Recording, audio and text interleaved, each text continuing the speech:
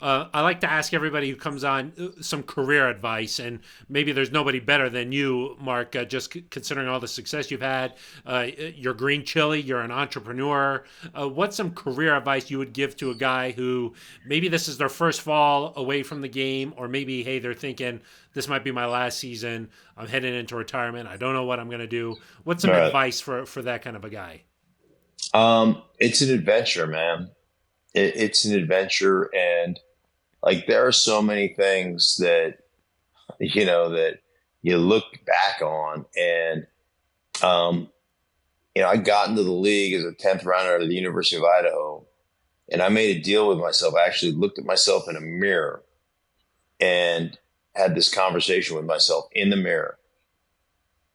If you don't make it in the National Football League as a player, it's because you're not good enough.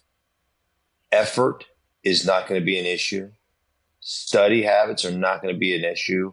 Work is not going to be an issue.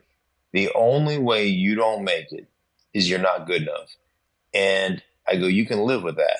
But talking yourself out of it, or not giving great effort, or being nervous, or being scared, or whatever, um, don't let that be the thing that that derails you from playing and living out your childhood dream.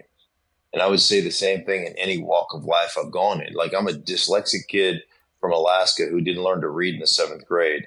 And now I'm doing something that gives me great anxiety. I'm reading scripts in front of a live national audience on television every morning. If you would have told me that even 10 years ago, I'd have said, you're crazy. Like, I will never read anything out loud. And it does. It gives me total and complete anxiety every single day when I think about it. And you know what? So what? Yeah. You know what? I'm just going to go out there and I'm going to do the best that I can do in all those situations. And it's become something now that, like, I'm like, yeah, whatever. Like, what do you want me? Oh, you want me to look at this? Okay, whatever. And the bottom line of it, if you screw it up, you screw it up. You move on. It goes into the ethos, and you never talk about it again. So, it's one of those things that you got to conquer your fears. And yeah, man, every one of us has those fears, but I just don't let them stop me from doing what I want to do. And I don't live that way. There's an old line in a song by the Psychedelic Furs. I think it's "Love My Way." And I'm a big 80s guy. I love 80s alternative music. So the Furs were a big 80s alternative rock band. And the line says this: you can never win or lose if you don't run the race. I'm running the race. Yeah. And I'm going to find out if I'm good enough or I'm not good enough. And I can live with not being good enough. But damn it, I'm going to run. And I'm going to run hard, and I'm going to try to beat your ass.